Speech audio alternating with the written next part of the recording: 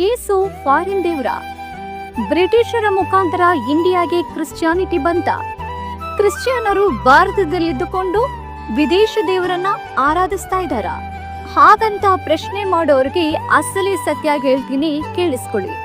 ಇಷ್ಟಕ್ಕೂ ಭಾರತ ದೇಶಕ್ಕೆ ಸುವಾರ್ತೆಯನ್ನ ಬ್ರಿಟಿಷರು ತಂದಿಲ್ಲ, ಅಮೆರಿಕದವರು ತಂದಿಲ್ಲ, ಆಫ್ರಿಕಾದವರು ಕೂಡ ತಂದಿಲ್ಲ. ವಾಸ್ತವ ಏನಂದ್ರೆ ಭಾರತ ದೇಶಕ್ಕೆ ಸುವಾರ್ತೆ ಏಷ್ಯಾ ಖಂಡದಿಂದ ಬಂತು. ಅದು ಯೇಸುವಿನ 12 ಮಂದಿ ಶಿಷ್ಯರಲ್ಲಿ ಒಬ್ಬನಾದಂತ ತೋಮನಿಂದ ಬಂತು. ಯೇಸು ಕ್ರಿಸ್ತನು ಹುಟ್ಟಿದ್ದು ಎಲ್ಲೋ ಅಮೆರಿಕದಲ್ಲೋ ಅಥವಾ ಆಫ್ರಿಕಾ ಖಂಡದಲ್ಲೋ ಅಲ್ಲ. ಯೇಸು ಕ್ರಿಸ್ತನು ಹುಟ್ಟಿದ್ದು ನಮ್ಮ ಭಾರತ ದೇಶ ಇರುವಂತ ಏಷ್ಯಾ ಖಂಡದಲ್ಲಿಯೇ.